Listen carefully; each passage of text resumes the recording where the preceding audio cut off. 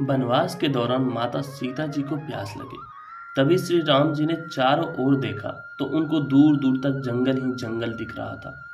कुदरत से प्रार्थना की, हे वन देवता, आसपास जहाँ कहीं भी पानी हो वहाँ जाने का मार्ग कृपा कर दिखाइए। तभी वहाँ एक मयूर ने आकर श्री राम जी से कहा कि आगे थोड़ी दूर पर एक जलाशय है, चलिए मैं आपका मार्ग पथ प्रदर्शक बनता हूँ, किंतु मार्ग में हमारी भूल चूक होने की संभावना है। श्री राम जी ने पूछा, वह क्यों? तब मयूर ने उत्तर दिया कि मैं उड़ता हुआ जाऊंगा और आप चलते हुए आएंगे, इसलिए मार्ग में मैं अपना एक एक पंख बिखेरते हुए जाऊंगा। उसके सहारे आप जलाशय तक पहुंच ही जाओगे।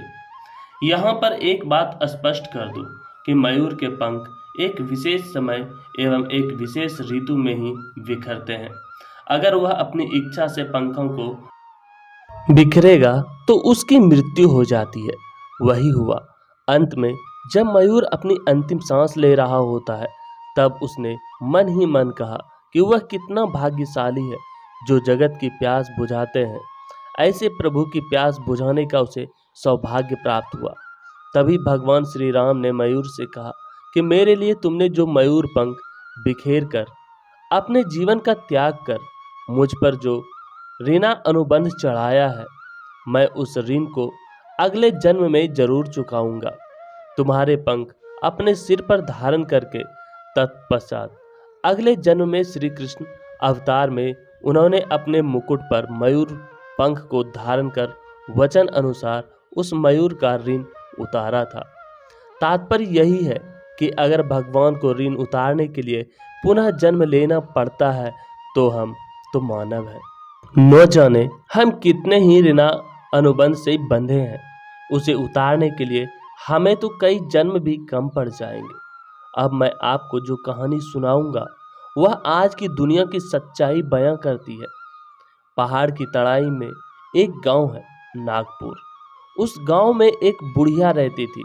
उसका एक बेटा था जिसका विवाह उसने थोड़ी दूर बसे दूसरे गांव में कर दिया था। एक दिन बुढ़िया ने अपने बेटे प्रकाश से कहा, बेटे, अब मुझसे घर का काम काज नहीं होता, तू जाकर बहू को लिवा ला, मुझे बुढ़ापे का सहारा मिल जाएगा। प्रकाश माँ की बात सुन अपनी बहू को लिवाने ससुराल के लिए चल पड़ा। उसके ससुराल के बीच एक घना जंगल पड़ता था। जब वह जंगल के बीच से जा रहा था तो उसने देखा कि रास्ते के किनारे पेड़ के गिरे पत्तों, फूलों आदि में आग लगी हुई है और पास ही पत्तों की जलती आग के बीच एक बिल है जिसमें से सांप बार बार अपना सिर निकाल रहा है, पर आग की गर्मी से निकल नहीं पा रहा था। बुढ़िया के बेटे को आते देख नाग जोर से चिल्लाकर बोला, ए भाई, मुझे इस आग से बाहर निकालो, तुम्हारा बड़ा एहसान मानूंगा। प्रकाश ने कहा, तुम तो नाग हो, तुम्हारा क्या भरोसा, तुम निकलने के बाद मुझे काट सकते हो। नाग ने कहा, कैसी बातें करते हो तुम, मेरी जान बचाओगे और मैं तुम्हें काट लूंगा, ऐसी बात सोची भी नहीं जा सकती। नाग के बार बार अनुनय करने पर लड़के को दया आ गई और उसने लाठी की मदद से नाग को आग से निकाल दिया। नाग जैसे ही आग से बाहर हुआ उसने लड़के से कहा, अब मैं तुम्हें काटूंगा। प्रकाश हक्का बक्का रह गया। थरथराते हुए उसने कहा, लेकिन तुमने तो न काटने का पक्का वायदा किया था। नाग ने हंसते हुए कहा, अरे मूर्ख, यह कलयुग है, कहने और करने में जमीन आसमान का अंतर है। यहाँ भलाई का बदला बुराई से है, यहाँ युग धर्म है, मैं तुम्हें काट कर युग धर्म जरूर निभाऊंगा। लड़के ने कहा, यदि तुम्हें काटना ही है तो काट लो, पर मेरी तसल्ली तो करवा दो कि कलयुग का यही धर्म है। नाग ने लड़के की बात मान ली।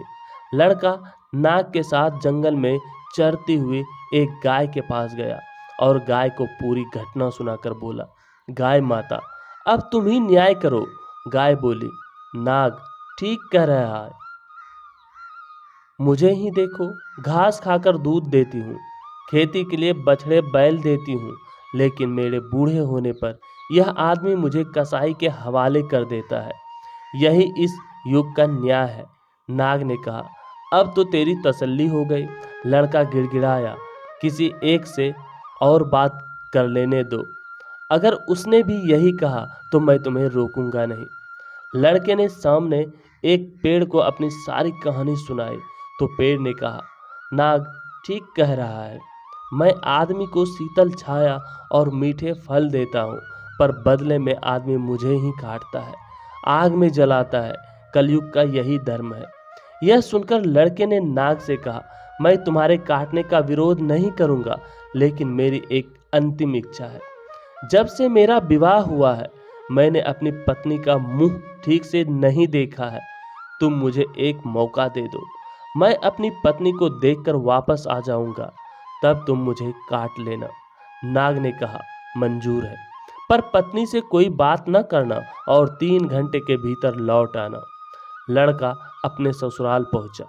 कुछ कदम दूर से ही उसने देखा कि उसकी पत्नी दरवाजा साफ कर रही है। उसे देखकर उसकी आंखों से आंसू गिरने लगे। उसकी पत्नी उसे इस तरह देख अवाक रह गई। वह कुछ पूछ पाती इसके पहले ही लड़का वापस चल दिया। पत्नी ने सोचा, जरूर कोई विपत्ति आई है। वह भी पीछे पीछे चलकर नाग तक पहुंच गई। नाग ने फुफकारते हुए कहा, मैंने तो तुम्हें पत्नी से बात करने से मना किया था, इसको लेकर क्यों आए हो? इस पर उसकी पत्नी ने कहा, इन्होंने मुझसे बात नहीं की, ये बिना कुछ बोले वापस चल दिए तो मैं इनके पीछे पीछे चली आई हूँ। लड़के ने कहा, अब मैं तैयार हूँ, युग धर्म का निर्वाह करो। सांप लड़के को काटने के लिए तैयार हुआ। तभी उसकी पत्नी ने कहा, थोड़ा रुक जाओ, तुम इन्हें काटने जा रहे हो, सिर्फ इतना बता दो, इनके बाद मैं अपना गुजारा कैसे करूंगी? नाग ने कहा, उसका इंतजाम है। इस बिल के 7 फेरे करके इसे खोदोगे तो तुम्हें सोने से भरे हुए 7 घड़े मिलेंगे। तुम्हारी जिंदगी आराम से गुजर जाएगी। लड़के की पत्नी ने कहा, मैं तुम्हारी बात पर कैसे विश्वास करूं? मेरी तसल्ली के लिए 7 फेरे लेकर बिल खोद लेने दीजिए। नाग लड़की की बात मान गया। लड़के की पत्नी बिल के फेरे लगाने लगी। 7वां फेरा पूरा होते होते उसने अपने पति के हाथ से लाठी छीनकर उससे नाग के सिर पर जोर से दे मारी। नाग छटपटाने लगा। वह लड़की से बोला, तू तो बड़ी धोखेबाज निकली। तब उसकी पत्नी ने कहा, क्षमा करना नाग देवता, मैं तो आप ही की बात रख रही हूँ। आपने कहा कि यहाँ भलाई का बदला बुराई है।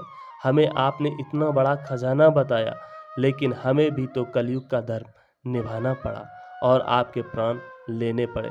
नाग का निर्जीव शरीर एक और धराशायी हो गया। लड़का और उसकी पत्नी खजाना लेकर अपने गांव खुशी खुशी लौट आया। धन्यवाद दोस्तों।